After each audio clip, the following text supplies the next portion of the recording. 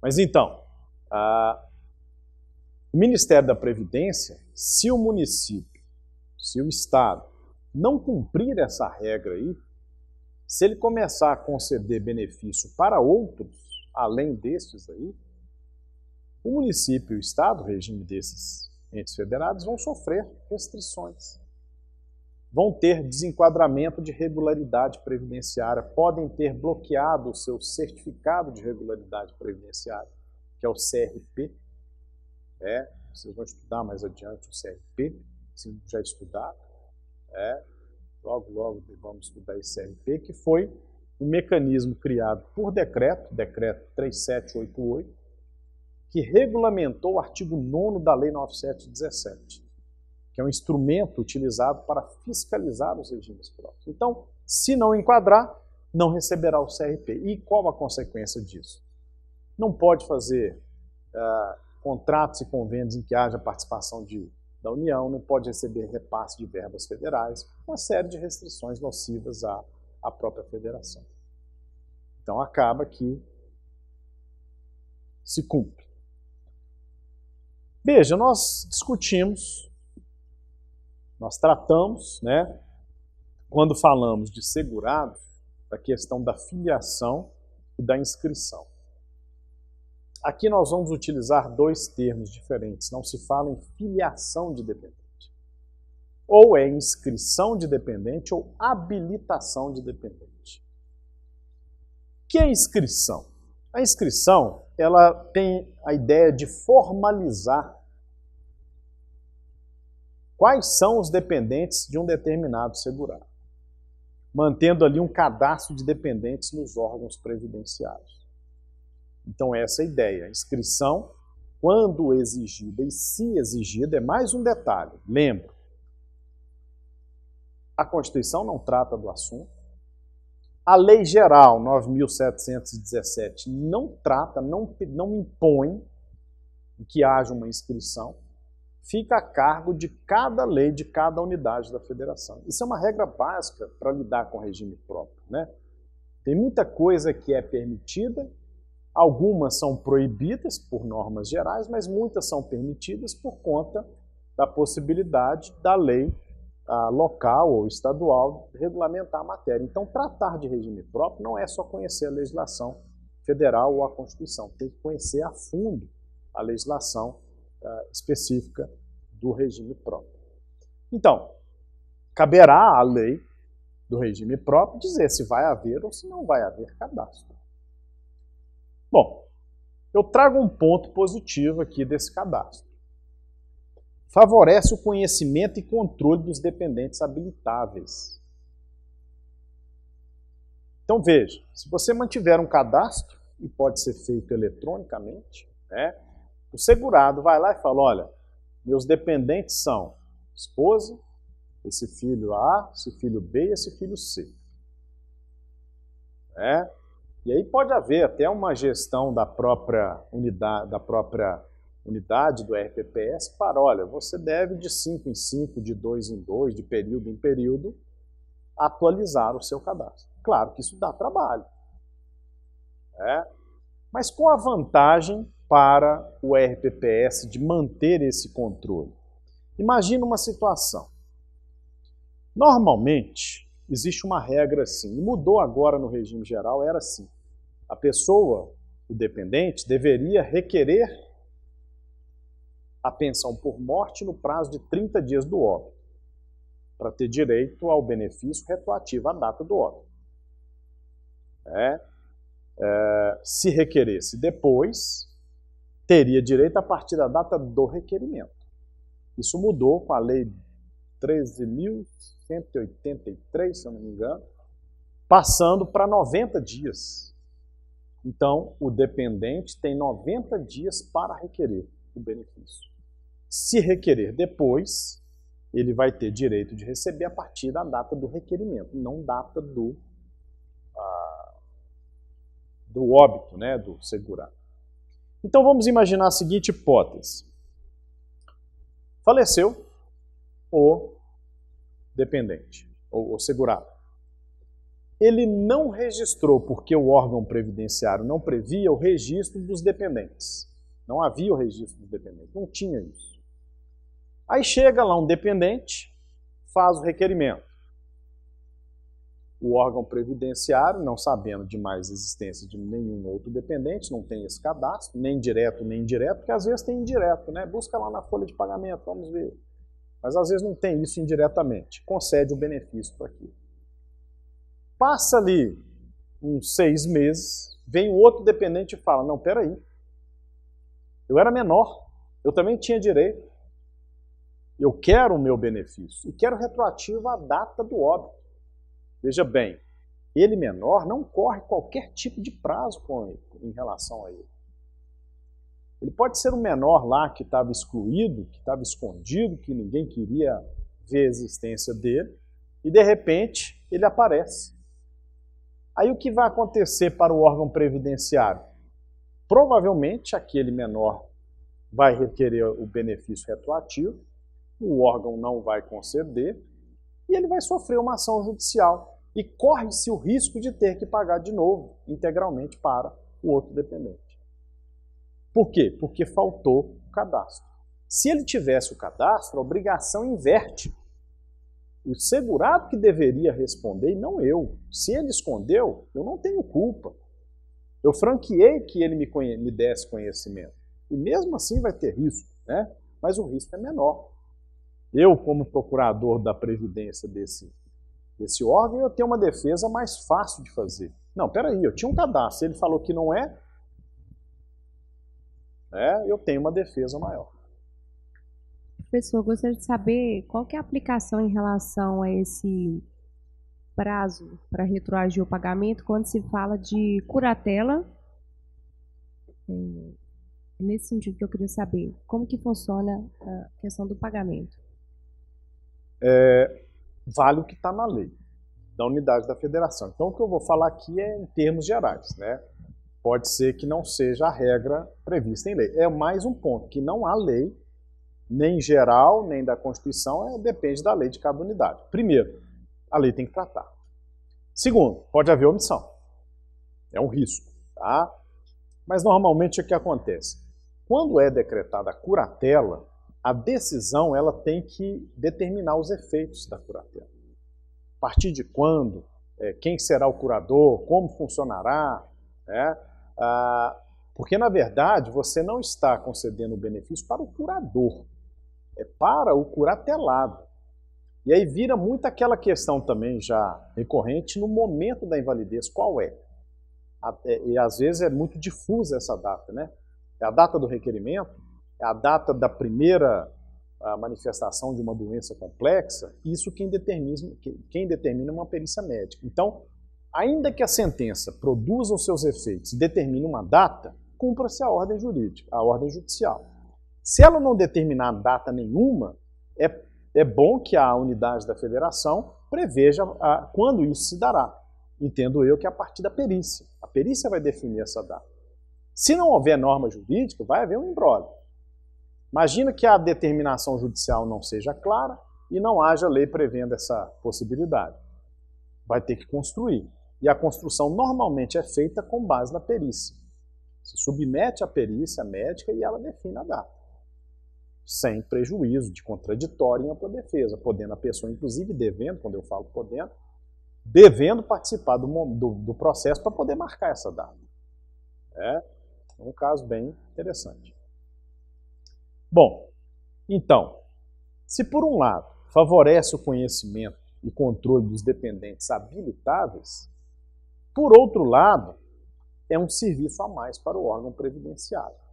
E um baita serviço. Já é difícil manter o controle dos segurados. Com dados previdenciários, isso é um problema sério nas administrações públicas em geral. A administração pública, na verdade, até 98, não estava preparada para a previdência do servidor. Pelo fato de tratar o servidor com extensão de política de pessoal, né, ele sempre tinha dados administrativos do servidor.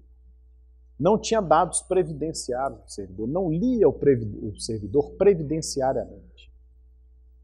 E é importante, isso ficou claro a partir da emenda 20, a necessidade de ter um tratamento, de ter dados previdenciários do servidor. E é difícil manter esse controle. E é difícil também manter um controle de um serviço que faça o registro e a manutenção atualizada dos dependentes. E há problemas de fraude também, como eu disse, às vezes o segurado só nega. Quantas vezes eu já me deparei com uma situação em que há inscrição, controle de inscrição, em que a esposa do falecido acaba descobrindo que ele tinha outra família quando vai ver a relação de dependentes. Ou, na verdade, quando a outra fica sabendo que ele não a incluiu nem aos filhos de outro casamento, concubinato, na relação de dependentes. Então tem toda essa celeuma. Mas, em que pese todos os problemas, eu vejo mais vantajosa o cadastro, a existência do cadastro. É diferente da habilitação, porque a habilitação é simplesmente o requerimento que o dependente faz, e provando a sua condição de dependente, no momento do fato gerador do benefício. Quer dizer, do óbito, nesse período que eu mencionei, dependendo da lei de cada unidade, na reclusão, em relação ao auxílio reclusão, provando naquele fato gerador, olha, eu sou dependente dele, e eu preencho as condições para receber o benefício. Bom, qual é o problema da habilitação de se adotar o método do regime geral, do regime próprio pela habilitação, que é o método do regime geral?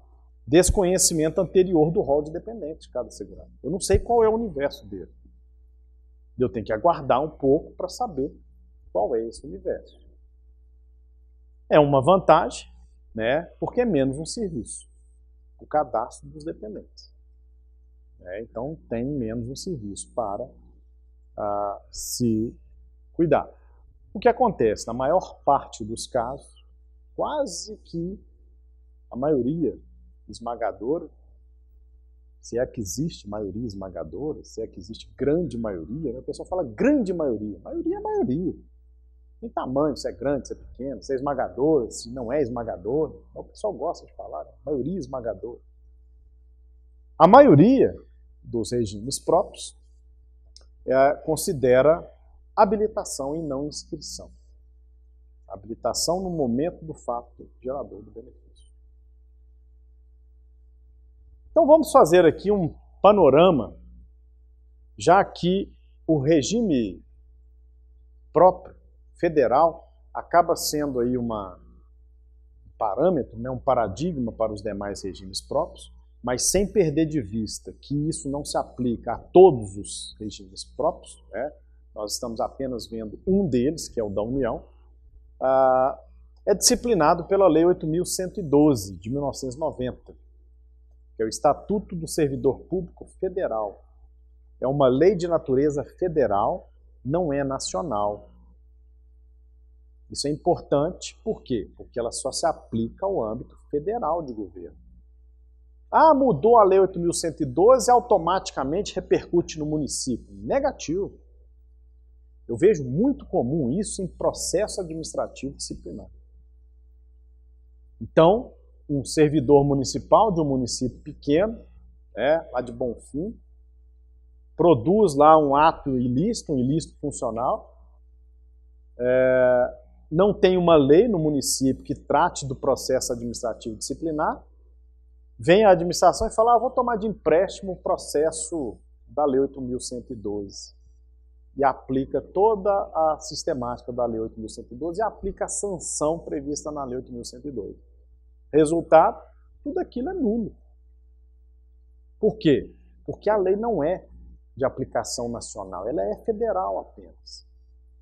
Tem que ter uma lei no município, lá não tem Câmara de Vereadores, tem que aplicar na Câmara de Vereadores, tem que tramitar a lei específica. Aqui é a mesma coisa.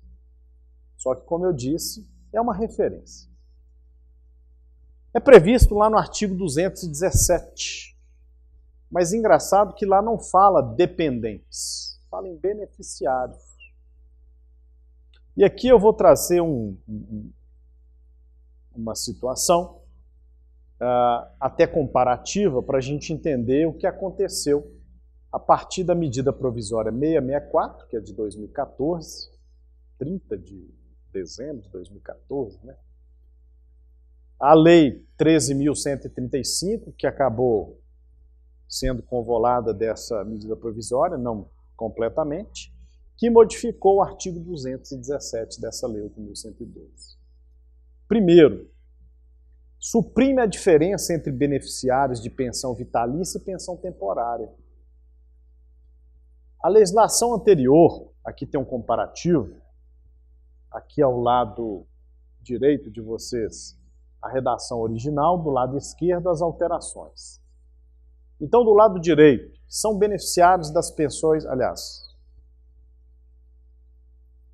deixa eu só ver isso aqui. Não, faltou só um inciso aqui. Tá certo. Do lado direito, faltou um inciso aqui, ó. Deixa eu colocar. Das pensões. Aqui tinha um inciso. 1. Vitalícia. Pronto, agora está resolvido. Bom que dá para fazer ao vivo. Não mais ao vivo para quem vai assistir. Mas vamos lá. Agora resolveu. Pronto. Tinha pensões vitalícias e pensões temporárias. Era assim. Agora, na nova redação, não é mais. A questão do tempo da pensão está tratada em outro ambiente. Nós veremos. Mas não, então acabou com essa diferença entre vitalícia e temporária. Primeira observação. Segundo, passou a exigir para a manutenção da condição de dependente, no caso de divórcio, separação, a fixação judicial de pensão alimentícia, ainda que haja separação judicial ou de fato ou divórcio. Sabemos nós que depois da emenda constitucional esqueci o número dela, 72, se eu não me engano, acabou com a separação judicial no Brasil, prevendo só o divórcio.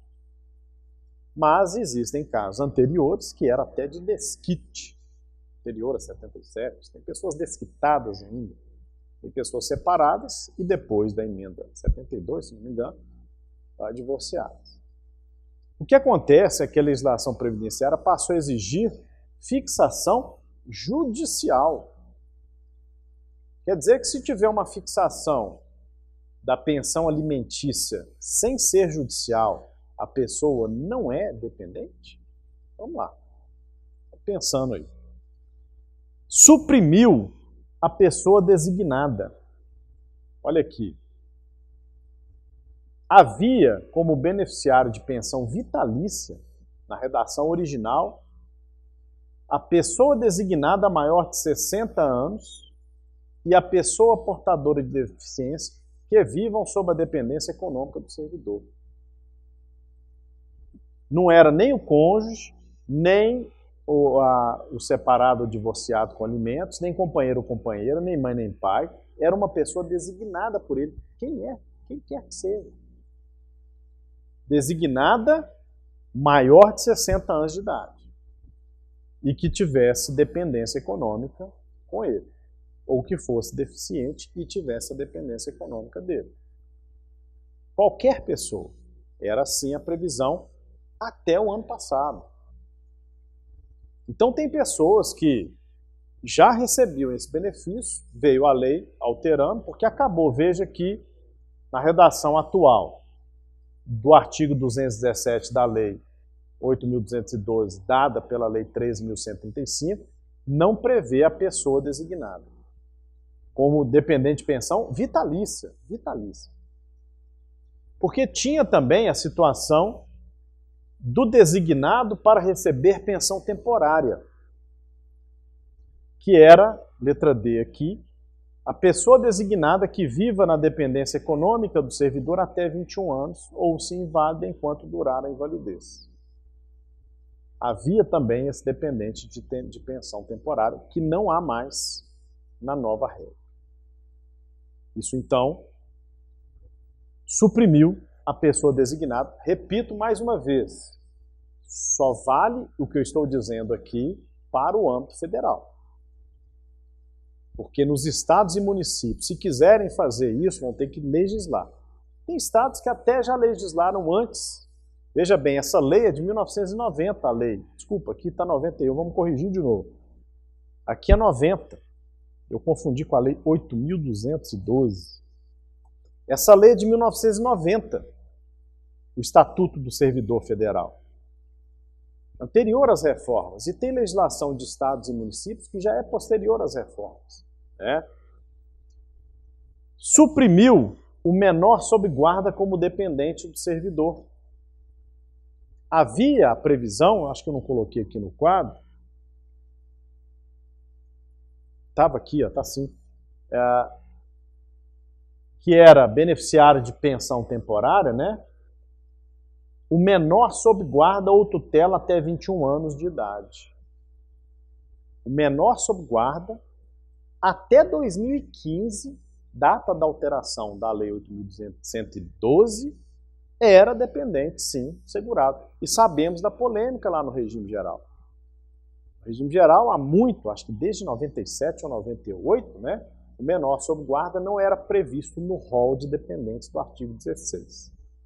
Havia uma controvérsia judicial no âmbito, principalmente do STJ, mas que por maioria entendia que o menor sob guarda não era dependente para fins previdenciários, em que pese a norma do Estatuto da Criança e do Adolescente, que é clara, né? No artigo 33, que fala que o menor sob guarda é dependente inclusive para fins previdenciários. Mas aí fica uma questão. Qual norma prevalece?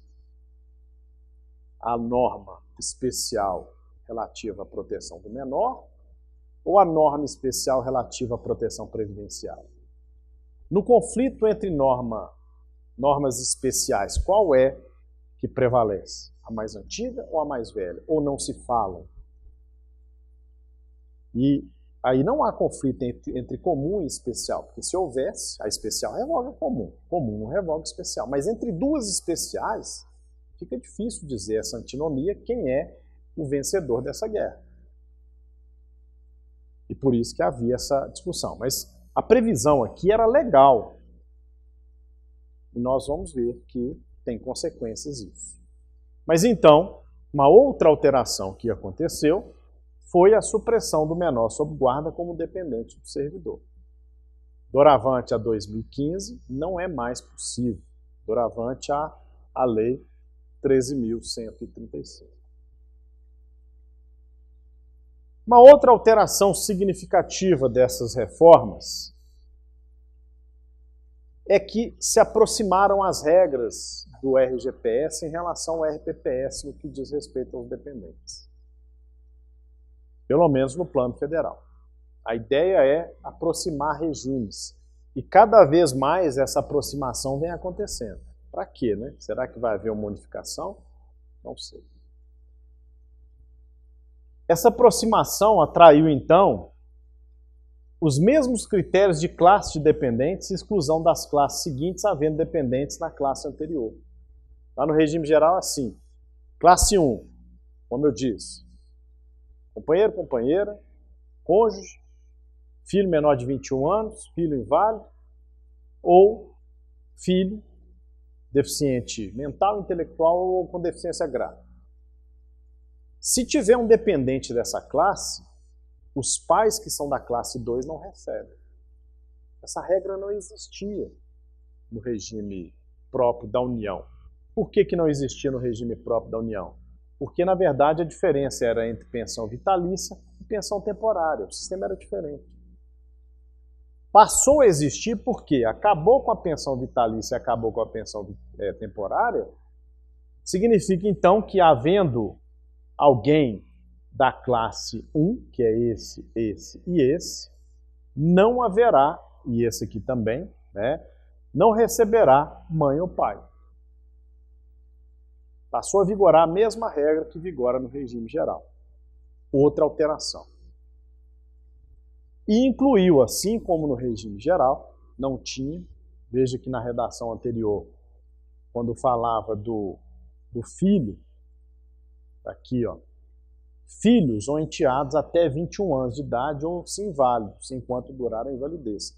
não tratava do deficiente intelectual ou mental ou com deficiência grave. Só falava da situação do inválido. Isso foi incluído também nessa redação. Bom, então está aí um quadro comparativo. A redação atual é essa. São beneficiários das pensões. Veja, não fala independentes. O cônjuge pressupõe o quê? Casamento, como diz a turma aí, de papel passado, o casamento civil ou religioso com efeitos civis, conforme a legislação civil. Cônjuge divorciado ou separado judicialmente ou de fato com percepção de pensão alimentícia estabelecida, repito, judicialmente. Será então que, por exemplo, imagine que os cônjuges se separem de fato. Separou de fato, resolveram lá se separar de fato e pronto.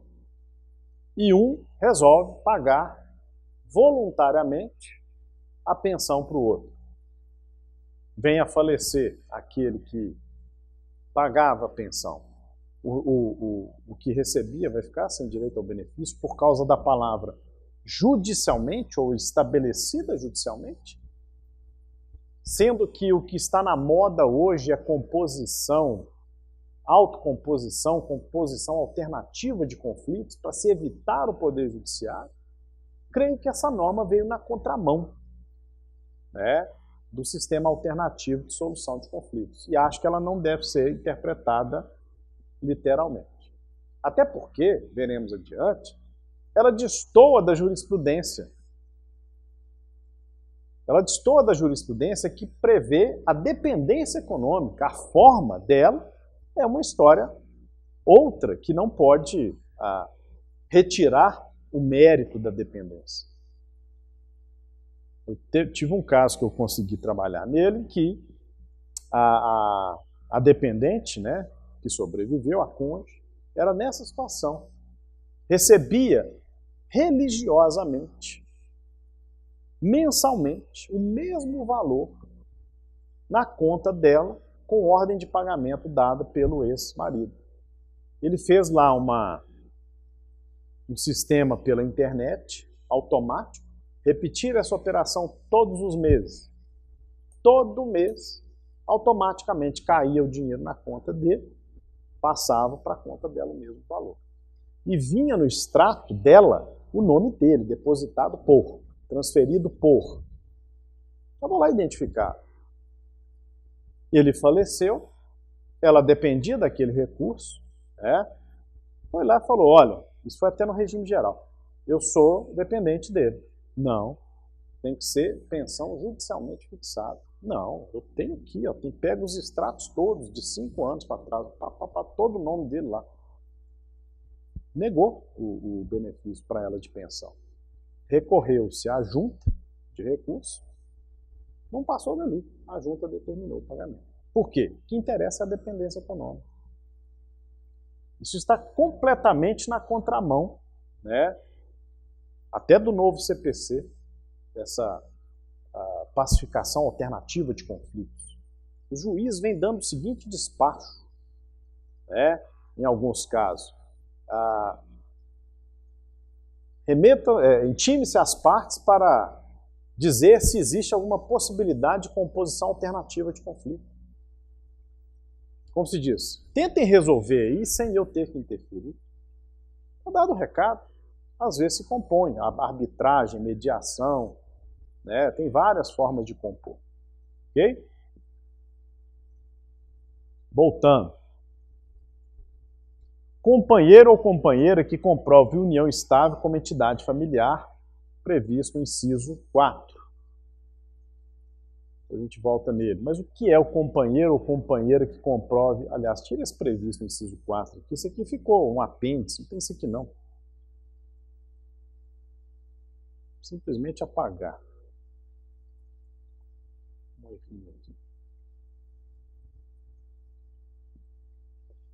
Companheiro ou companheira que comprove união estável. Quando eu falo união estável, hétero ou homoafetivo. Decisões, nós veremos aqui do STF, eu não posso excluir da interpretação de união homoafetiva, o vínculo homoafetivo, de união estável, melhor dizendo, o vínculo homoafetivo.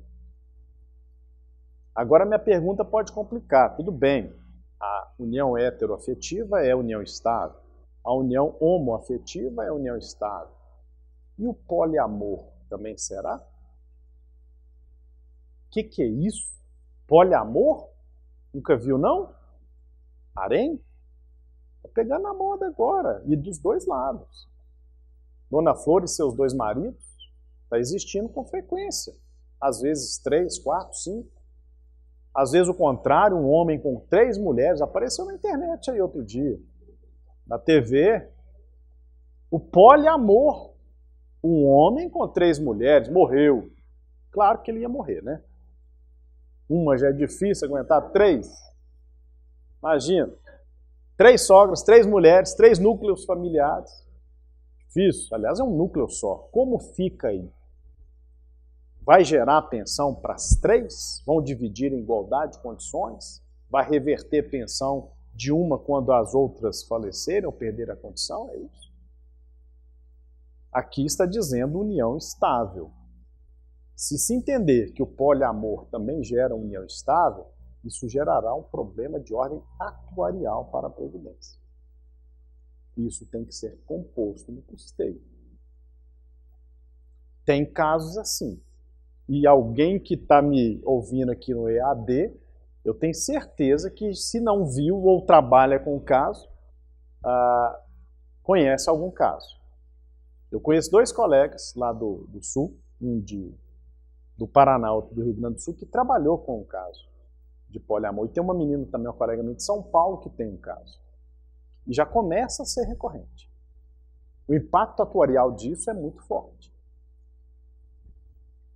Seguindo, como está? Filho de qualquer condição que atenda a um dos seguintes requisitos. Menor de 21 anos é a idade previdenciária, é a maioridade previdenciária para o Estatuto dos Servidores Federais. Pode ser que em outro seja outra idade. Aqui é 21 anos. E o critério é objetivo, implemento da idade. Inválido ou, né? Que atenda a um dos seguintes, um dos. Então é ou seja, inválido, que tenha deficiência intelectual ou mental, nos termos do regulamento, tinha uma linha C aqui que foi vetada. A mãe e o pai que comprovem dependência econômica do servidor,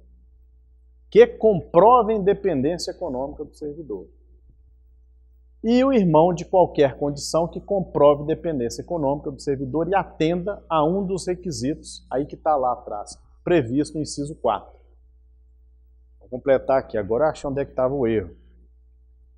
Eu copiei e colei para facilitar aqui, ó, previstos no inciso 4. Isso é técnica para vocês guardarem. Nunca mais vocês vão esquecer. O professor não erra, comete equívocos, né? E o que eu fiz? Isso tudo estava numa tela só. Estava grande, com letra pequena, eu falei, eu tenho que dividir isso. Aí fui dividindo, mas até você conseguir colocar, e eu queria comparar, né? Para ficar fácil, acabei deixando para trás lá. Mas ele tem que comprovar, além da dependência econômica, um dos requisitos, ser menor de 21, inválido ou com deficiência intelectual mental, nos termos do regulamento.